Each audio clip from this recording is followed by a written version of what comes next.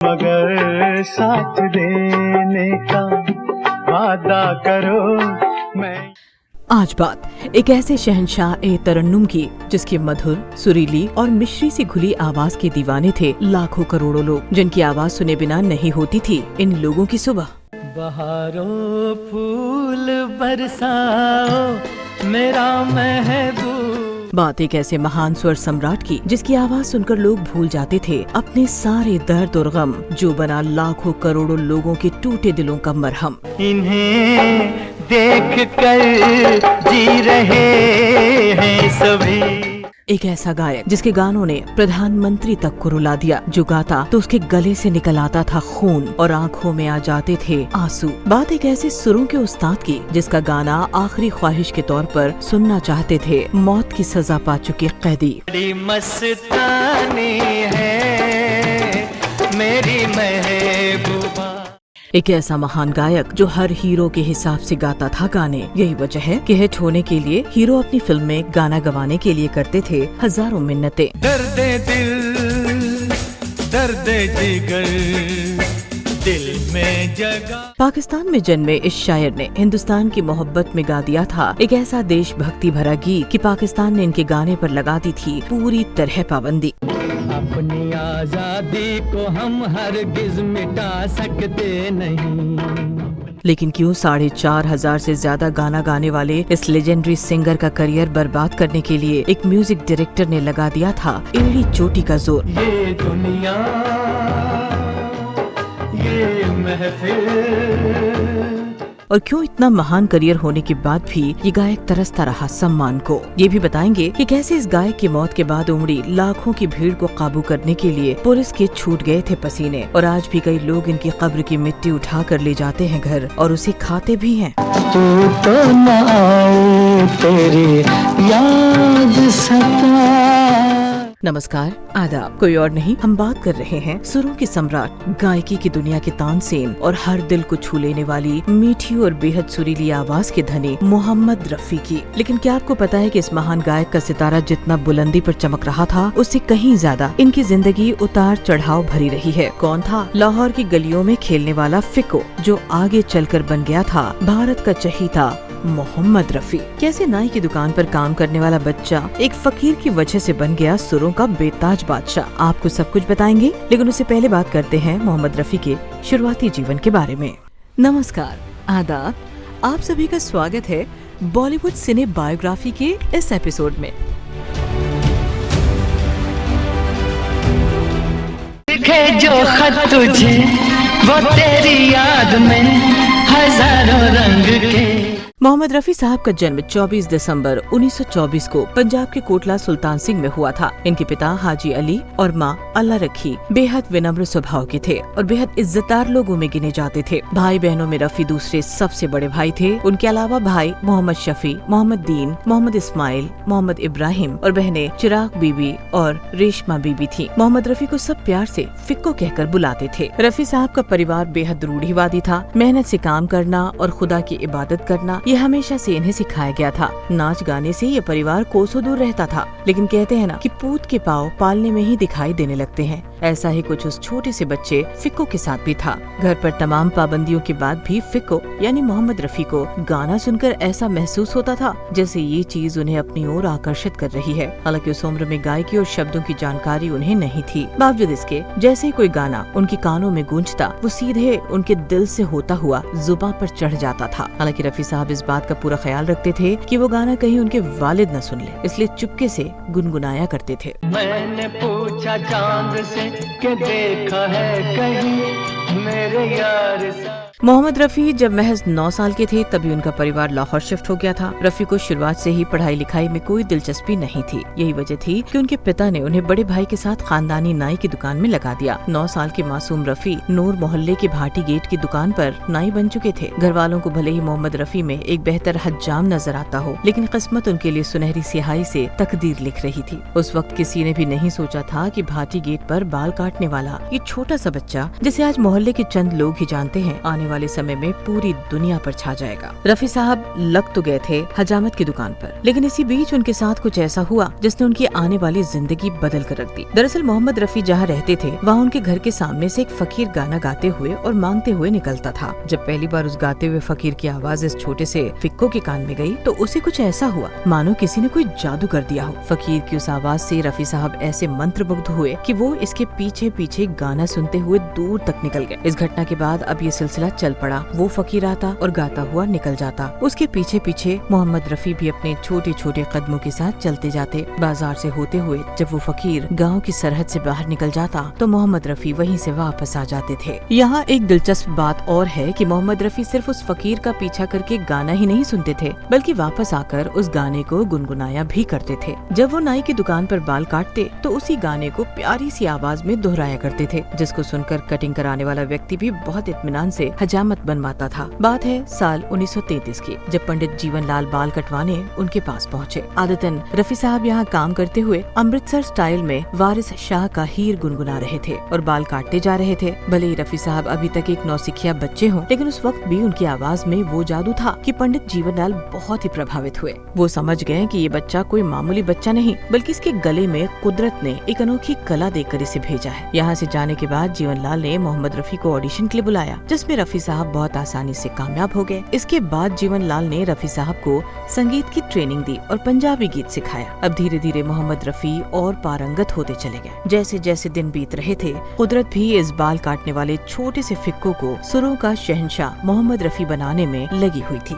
जीवनलाल से दुकान पर मुलाकात होने के ठीक 4 साल बाद मोहम्मद रफी साहब के लिए कुदरत ने एक बार फिर ऐसा संयोग बनाया कि इससे रफी साहब का सितारा चमक गया। लेकिन रफी साहब की आवाज का दीवाना पूरा गांव था, सिवाय एक शख्स के जिसे ये बिल्कुल भी पसंद नहीं था, और वो थे मोहम्मद रफी साहब के पिता, जो उनके गाना गाने के खिलाफ थे। वो इन्हें इन सब चीज से दूर रहने के लिए कहते थे, लेकिन इनके बड़े भाई मोहम्मद दीन इनका सपोर्ट किया करते थे। बड़े भाई के एक दोस्त थे हमीद, जिन्हें मोहम्मद रफी की आवाज बहुत ज्यादा पसंद थी। वो भी चाहते थे कि जैसी मोहम्मद रफी में गाने की सलाहियत और हुनर है, वो उसे और निखारे। यही वजह थी कि वो अपने दोस्त के साथ मोहम्मद रफी को हर उस जगह लेकर जाते थे जिसका नाता संगीत से होता था। साल 1937 की बात है, जब कुदरत ने खुद रफी साहब को एक ऐसी जगह पहुंचा दिया जहां से उनके सपनों की खिड़की खुलती है। लाहौर में ऑल इंडिया एग्जीबिशन था, जहां उस समय के जाने माने सिंगर कुंदन लाल सहगल गाना गाने वाले थे। मोहम्मद दीन और उनके दोस्त हमीद भी पहुंच गए मोहम्मद रफी को साथ लेकर। लेकिन किसको पता था कि यहाँ एक संयोग से मोहम्मद रफी को गाना गाने का मौका मिल जाएगा। दरअसल जब कुंदन लाल सहगल गाना गाने जा रहे थे, तभी अचानक से लाइट चली गई, चारों ओर अंधेरा फैल गया। ऐसे में उन्होंने अंधेरे में गाना गाने से इनकार कर दिया। उनके इनकार से वहाँ बैठे लोगों के सब्र का बांध टूट गया। दर्शक चिल्लाने लगे और शोर मचाने लगे। ऐसे में रफी साहब के भाई ने आयोजकों से बात की कि जब तक लाइट नहीं आ जाती मोहम्मद रफी गाना गा देगा, इससे लोग भी शांत रहेंगे। आयोजकों को ये बात पसंद आ गई और वो मोहम्मद रफी साहब को गाना गाने देने के लिए राजी हो गए। फिर क्या था, रफी साहब स्टेज पर थे और उन्होंने अपनी बेहद दिलकश आवाज से वो समा बांधा कि अंधेरे में मानो सुरों की शमा जल गई हो।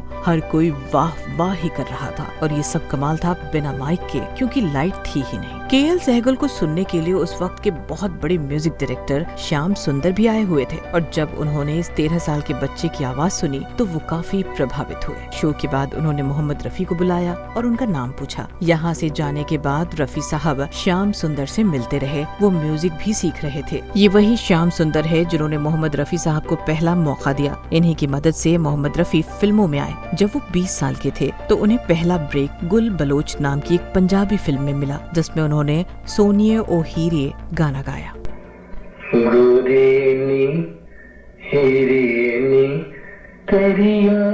ये वो समय था जब मोहम्मद साहब छोटी मोटी फिल्मों के साथ रेडियो पर भी गाना गाने लगे थे और उनकी लाइफ धीरे धीरे आगे बढ़ रही थी। रफी साहब अपने बड़े भाई के दोस्त हमीद को भी अपना बड़ा भाई मानने लगे थे। वो हमेशा उन्हें अच्छी सलाह दिया करते थे। सिर्फ भाई ही नहीं, वो रफी साहब के गाइड भी बन चुके थे। रफी साहब जब धीरे धीरे आगे बढ़ रहे थे तो एक बार फिर हमीद ने उन्हें एक सलाह दी। उन्होंने रफी साहब को बम्बई जाने के लिए कहा। उनका मानना था कि अगर आगे बेहतर करियर बनाना है तो उन्हें मुंबई जाना चाहिए। ये साल था 1944 का। रफी साहब हमीद के साथ बम्बई पहुंच गए थे और भिंडी बाजार के एक छोटे से मकान जिसे खोली कहते हैं वहां रहने लगे। ये भी कहा जाता है कि मोहम्मद रफी साहब को एक्टर और प्रोड्यूसर नजीर ने 100 रुपए और एक टिकट भेजकर बम्बई बुलाया था, जिसमें उन्होंने फिल्म पहले आपका गाना हिंदुस्तान के हम हैं रिकॉर्ड किया था। इस गाने को लेकर भी एक दिलचस्प वाकया पेश आया था जो रफी साहब का गाना गाने के प्रति अथाह प्रेम को दर्शाता है। हिंदुस्तान के हम हैं गाना एक देशभक्ति गीत था जिसे नौशाद ऐसे बैकग्राउंड म्यूजिक के साथ रिकॉर्ड करना चाहते थे जिससे सुनने वाले को ऐसी फीलिंग आए कि ये गीत खुद सेना गा रही है। इस गीत में साउंड इफेक्ट देने के लिए सभी सिंगर्स और कोरस गाने वालों को मिलिट्री वालों के जूते पहनाए गए थे। इन जूतों की आवाज से निकले साउंड को बैकग्राउंड म्यूजिक के तौर पर उस गाने में डाला गया था। लेकिन जब रिकॉर्डिंग पूरी हुई तो मोहम्मद रफी के पैरों से खून निकल रहा था। हालांकि मोहम्मद रफी के चेहरे पर शिकन की बजाय एक अलग सी चमक थी और वो चमक थी उनके पहले हिंदी गाने के रिकॉर्डिंग पूरी होने की। हिंदुस्तान के हम हैं, हिंदुस्तान हमारा, हिंदू मुस्लिम दोनों की।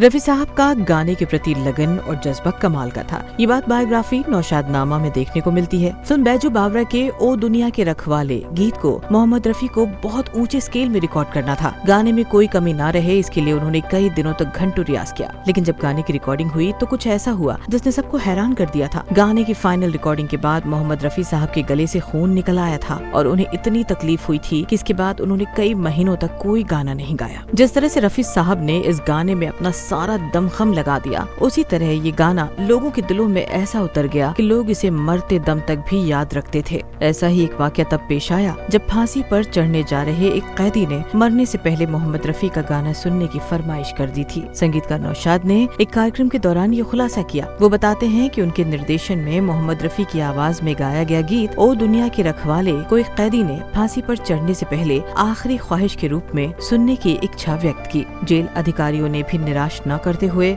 उस कैदी की ये आखिरी ख्वाहिश पूरी करने के लिए जेल में रिकॉर्डर बजाकर पूरा गाना उसे सुनवाया और उसके बाद ही उसे फांसी दी गई।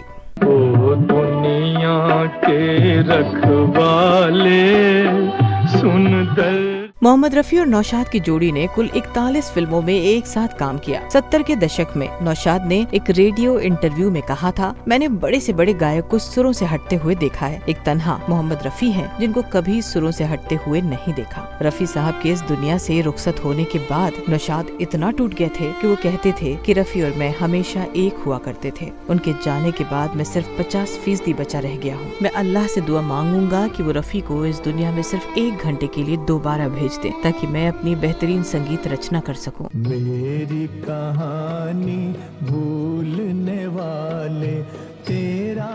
मोहम्मद रफी की जिंदगी अब रफ्तार पकड़ चुकी थी। 1960 में राग हमीर पर आधारित फिल्म कोहिनूर का गीत मधुबन में राधिका नाचे ने मोहम्मद रफी को गायकी की बुलंदियों पर पहुंचा दिया। मधुबन में राधिका नाचे रे।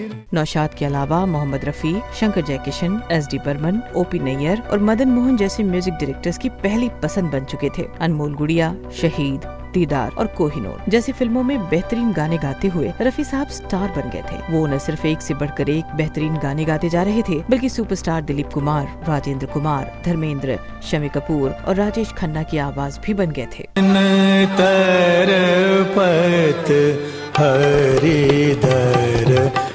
मोहम्मद रफी के गानों में मोहब्बत की सौंधी खुशबू तो बखूबी मिल ही जाती है, लेकिन उनके देशभक्ति से भरे गाने सुनने पर पूरे बदन में एक बिजली सी कौंध जाती है। और ये देशभक्ति सिर्फ उनके गानों में ही नहीं बल्कि उनके अंदर भी कूट कूट कर भरी थी। मोहम्मद रफी का बचपन लाहौर में बीता जो पहले भारत का ही हिस्सा था। इसके बाद वो गाने के सिलसिले में मुंबई आ गए, लेकिन जब देश में पाकिस्तान के रूप में विभाजन हुआ तो उन्होंने अपनी जन्म भूमि की बजाय अपनी कर्म भूमि में रहना पसंद किया। उस समय वो उन लोगों में से एक थे जिन्होंने पाकिस्तान को चुनने की बजाय भारत को अपना घर माना। इतना ही नहीं, उन्होंने अपने परिवार को भी मुंबई बुला लिया था। रफी साहब अपने गानों से किसी भी बेरौनक जिंदगी में रंग भर सकते थे, लेकिन अफसोस कि उनकी शादीशुदा जिंदगी ब्लैक एंड व्हाइट ही रह गई। बंटवारे से पहले ही साल 1938 में मोहम्मद रफी की शादी बशीरा बीबी से हुई थी, जिससे उन्हें एक बेटा भी हुआ। लेकिन जब भारत और पाकिस्तान के बीच दंगों की आग फैली तो उसकी तपिश में मोहम्मद रफी का परिवार भी आ गया। इस दंगे में उन्होंने अपने सास ससुर को खो दिया। ये दुख आया ही था कि अब उनकी बीवी ने भारत में रहने से इनकार कर कर दिया, लेकिन मोहम्मद रफी साहब को तो भारत में ही रहना था। रफी साहब का फैसला सुनकर उनकी बीवी वापस लाहौर लौट गई और ऐसे में उनका तलाक हो गया, जिसके बाद उन्होंने दूसरी शादी कर ली, जिससे उनके 6 बच्चे हुए। उस समय बंटवारे की आग में सिर्फ मोहम्मद रफी ने ही नहीं अपनों को खोया था, बल्कि पूरा देश ही आग की तपिश में झुलस रहा था। उसी दौरान राष्ट्रपिता महात्मा गांधी की गोली मारकर हत्या कर दी गई, जिसे पूरे देश में गम और गुस्सा देखने को मिल रहा था। ऐसे में राजेंद्र कृष्ण ने एक गीत लिखा, जिसे हुस्न राम भगत राम ने संगीत में ढाला, लेकिन इस गीत को अमर कर दिया मोहम्मद रफी की आवाज में। ये गाना था बापू की ये अमर कहानी। गाना जैसे ही रिलीज हुआ, पूरे देश में इसकी चर्चा होने लगी। महज 1 महीने के अंदर ही इस गाने के मिलियन यानी 10 लाख से ज्यादा रिकॉर्ड्स बिक गए थे। ये वो समय था जब 3 मिनट 20 सेकंड की अधिकतम रिकॉर्डिंग होती थी, क्योंकि उस समय स्टोरेज की दिक्कत सामने आती थी। ये गाना 12 मिनट लंबा चला था, इसलिए इसे 4 पार्ट में रिलीज किया गया। सुनो सुनो ऐ दुनिया वालों, बापू की ये इस गाने में मोहम्मद रफी ने वो दर्द डाला कि जिसने भी इसे सुना वो अपने आंसू नहीं रोक पाया। ठीक कुछ ऐसा ही तत्कालीन प्रधानमंत्री पंडित जवाहरलाल नेहरू के साथ भी हुआ। मोहम्मद रफी का बापू पर ये गाना सुनकर उनकी आंखों में आंसू बह रहे थे। नेहरू ने रफी को खासकर अपने घर बुलाकर ये गाना सुना था, लेकिन बात सिर्फ यहीं खत्म नहीं होती। पंडित जवाहरलाल नेहरू मोहम्मद रफी के इस गाने से इतना प्रभावित हुए थे कि उन्होंने 1948 में आजादी की पहली वर्षगांठ पर उन्हें सिल्वर मेडल देकर सम्मानित किया। इतना ही नहीं, देश के पहले गणतंत्र दिवस पर नेहरू जी ने मोहम्मद रफी को लहराओ तिरंगा गाने के लिए भी बुलाया था। नगर नगर और डगर डगर लहराओ तिरंगा लहराओ।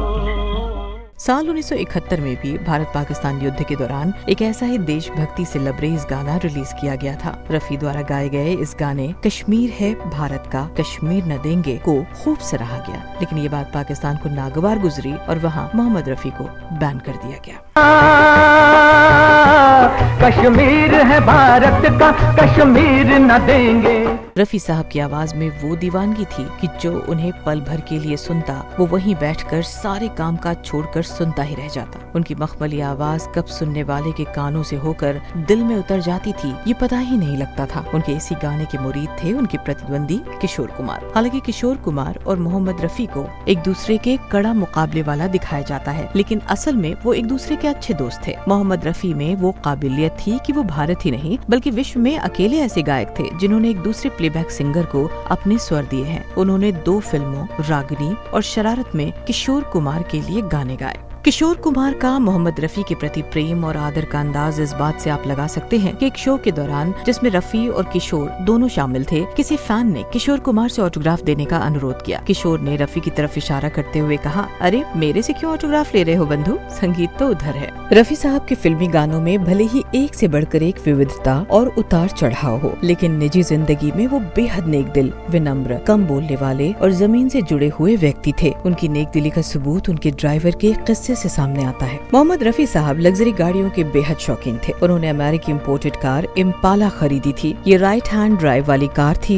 जो भारत में चंद लोगों के पास ही मौजूद थी। रफी साहब के ड्राइवर को ये कार समझने में बड़ी दिक्कत आ रही थी, जिसके लिए वो नया ड्राइवर ढूंढने लगे। हालांकि इस बीच उन्हें इस बात की भी फिक्र थी कि उनके पुराने ड्राइवर सुल्तान का घर चलेगा कैसे। जब मोहम्मद रफी ने नया ड्राइवर रखा तो अपने पुराने ड्राइवर को 70,000 रुपए की टैक्सी खरीद कर दी ताकि वो अपना घर चला सके। रफी साहब की ये दरिया दिली सुल्तान के काफी काम आई। आगे चलकर इस ड्राइवर को उस टैक्सी से इतना फायदा हुआ कि एक समय सुल्तान के पास 12 टैक्सियां मौजूद थी। रफी साहब में शोहरत का घमंड दूर दूर तक न था। वो राह चलते किसी भूखे को देखते तो घर लाकर खाना खिला देते, कोई नंगे पैर होता तो उसे अपने जूते दे देते थे। ये तो कुछ ऐसी बातें थी जो सामने आ सकी। रफी साहब ऐसे बहुत से लोगों की मदद इतना चोरी छिपे करते थे कि उनके घर वालों तक को खबर न होती थी।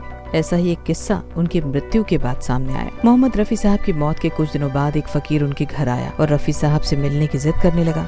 जब लोगों ने बताया कि वो अब इस दुनिया में नहीं रहे तो फकीर फूट फूट कर रोने लगा। उसने बताया कि रफी साहब उसे हर महीने खर्च कश्मीर तक भेजते थे। इस बार जब पैसे नहीं आए तो उसे किसी अनहोनी की आशंका सताने लगी, क्योंकि रफी साहब कितने भी व्यस्त क्यों न हो वो उसे खर्च जरूर भेजते थे। रफी साहब के सेक्रेटरी ने इस बात की पुष्टि करते हुए बताया कि रफी साहब बिना किसी को बताए कई लोगों का घर चलाया करते थे। रफी साहब जितना गाने के शौकीन थे उतना ही अच्छा खाने के भी। एक शो के लिए वो ब्रिटेन के कोवेंट्री गए थे। यहाँ खाना रफी साहब की पसंद का नहीं था तो उनका मिजाज खराब हो गया। इत्तेफाक से लंदन में उनकी बेटी भी रहती थी। रफी साहब ने अपने बेटे और बहू से पूछा कि लंदन यहाँ से कितना दूर है। जवाब मिला सिर्फ 3 घंटे। इतना सुनते ही उन्होंने अपनी बेटी यास्मीन को फोन घुमा दिया और पूछा कि क्या तुम घंटे भर में दाल चावल और चटनी बना सकती हो। जब जवाब हाँ में आया तो रफी साहब बकौल निकल लिए लंदन की ओर। यहाँ इन्होंने भारतीय खाना खाया और दोबारा शाम 7 बजे तक ब्रिटेन लौट आए। लोगों ने जब इसका कारण जाना तो हर कोई हैरान रह गया।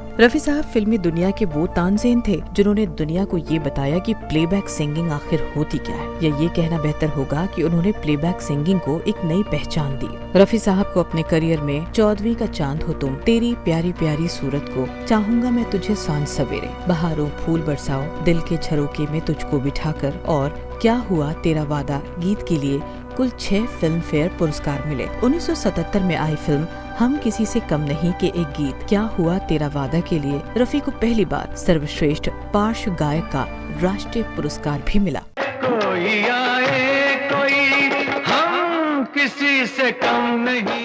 रफी साहब ने कड़ी मेहनत के दम पर अपनी पूरी जिंदगी संगीत को समर्पित कर दी। जब वो गाना यम्मा यम्मा रिकॉर्ड कर रहे थे तो उन्हें भी नहीं पता था कि ये उनकी जिंदगी का आखिरी गाना होगा। मशहूर म्यूजिक कंपोजर R.D. बर्मन बताते हैं कि मुझे याद है कि एक गाना जो गाया था रफी साहब के साथ वो यम्मा यम्मा। इस गाने की जिस दिन रिकॉर्डिंग हो रही थी उस दिन मेरा गला थोड़ा खराब था तो रफी साहब ने कहा कोई बात नहीं, आज शूटिंग जरूरी है तो उसके लिए गा दो, फिर जब डबिंग करके फाइनल करेंगे तब गाना बेहतर हो जाएगा, कोई चिंता मत करो। शूटिंग के लिए गा दिया, शूटिंग हो गई। अमिताभ बच्चन शशि कपूर के ऊपर पिक्चराइज भी हो गया, सब बढ़िया हो गया। जब रिकॉर्ड रिलीज का समय आया तो रफी साहब मुझसे बोले बर्मन भाई मैंने दोबारा रिकॉर्डिंग होगी ये सोचकर बेसुरा गा दिया है तो चलो अच्छे से रिकॉर्ड कर लेते हैं। फिर मैंने कहा हाँ जरूर, और हमने एक डेट फिक्स की। लेकिन वो डेट आने से पहले ही बहुत ही दुख भरी खबर आई कि वो इस दुनिया में नहीं रहे और फिर उनका वो गाना वैसे के वैसा ही रिलीज हो गया। 12 दिसंबर 1980 को फिल्म शान रिलीज हुई थी, लेकिन उससे पहले ही 31 जुलाई 1980 को ही भारतीय हिंदी सिनेमा की सुरीली आवाज हमेशा के लिए खामोश हो गई। यूं तो फिल्म शान के लगभग सभी गाने हिट हुए थे, लेकिन यम्मा यम्मा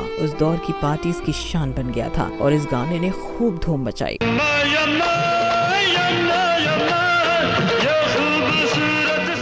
रफी साहब के निधन से कुछ दिनों पहले ही कोलकाता से कुछ लोग उनसे मिलने पहुंचे। ये लोग चाहते थे कि रफी साहब काली पूजा के लिए भजन गाएं। हालांकि उस समय रफी साहब की तबीयत थोड़ी नासाज थी, लेकिन उन्होंने इन लोगों को निराश नहीं किया। जिस दिन रिकॉर्डिंग थी उस दिन उनके सीने में काफी दर्द हो रहा था, लेकिन उन्होंने किसी को कुछ नहीं बताया और गाने गाए। वो दिन उनकी जिंदगी का आखिरी दिन था। 55 साल की उम्र में हार्ट अटैक से उनका निधन हो गया। रफी साहब की मौत की खबर सुनकर हर कोई गमगीन था। जिसे पता चलता उसे अपनी कानों पर यकीन नहीं होता। भारतीय फिल्म उद्योग के इतिहास में पहली बार मोहम्मद रफी के सम्मान में 2 दिन का शोक घोषित किया गया। मुंबई की मूसलाधार बारिश के बावजूद मोहम्मद रफी के इंतकाल की खबर आग की तरह फैल चुकी थी। जो भी इस खबर को सुनता उसी हाल में दौड़ा बांद्रा स्थित उनके घर रफी विला की ओर दौड़ा चला आता। कुछ ही देर में रफी विला के सामने लाखों की तादाद में लोग इकट्ठा हो गए थे। बारिश इतनी तेज हो रही थी कि चारों ओर सिर्फ छाते ही छाते नजर आ रहे थे। ऐसा लग रहा था मानो कुदरत भी आवाज के जादूगर की इस तरह दुनिया छोड़ने पर गमगीन नजर आ रही हो। घर का हॉल जहाँ रफी साहब की डेड बॉडी रखी गई थी वो फिल्मी दुनिया के लोगों से खचाखच भर गया था। घर के बरामदे में रफी साहब को लिटाया गया। हमेशा मुस्कुराते रहने वाले रफी साहब का शरीर बेजान होने के बावजूद मुस्कुरा रहा था। किशोर कुमार मोहम्मद रफी के पैरों को पकड़कर जोर जोर से रो रहे थे। तलत महमूद, राखी, हेमलता, सुलक्षणा पंडित हर एक की आंख से आंसू रुक नहीं रहे थे। और आखिरकार शाम 4:45 पर रफी साहब को सांता क्रूज पश्चिम स्थित कब्रिस्तान में सुपुद्रे खाक किया गया। अब लोगों का चहीता गायक उनके बीच नहीं था। कई दिन तक तो लोग इस बात पर यकीन ही नहीं कर पाए कि अब उन्हें मोहम्मद रफी की जादुई आवाज नहीं सुनाई देगी। हालांकि अब मोहम्मद रफी उनके बीच नहीं थे तो उनके चाहने वाले उनकी कब्र तक पहुंचने लगे। आज भी मोहम्मद रफी के कई फैंस ऐसे हैं जो उनकी कब्र पर आते हैं और मिट्टी उठा ले जाते हैं। इनमें कुछ तो ऐसे लोग भी हैं जो कब्र की मिट्टी खा भी लेते हैं। ये दर्शाता है कि मोहम्मद रफी अपने चाहने वालों के बीच क्या अहमियत रखते थे। आज भले ही मोहम्मद रफी हम सब के बीच ना हो, लेकिन उनके द्वारा गाए गए तकरीबन 4,500 से ज्यादा गीत आज भी लोगों को उनके पास होने का एहसास दिला जाते हैं। बॉलीवुड सिनेबायोग्राफी की पूरी टीम इस संगीत सम्राट को दिल से श्रद्धांजलि देती है। रफी साहब का कौन सा गीत आपके दिल के करीब है ये हमें कमेंट करके जरूर बताएं। मिलते हैं फिर किसी फिल्मी सितारे की जिंदगी को लेकर। तब तक आप अपना खूब सारा ख्याल रखिएगा। धन्यवाद।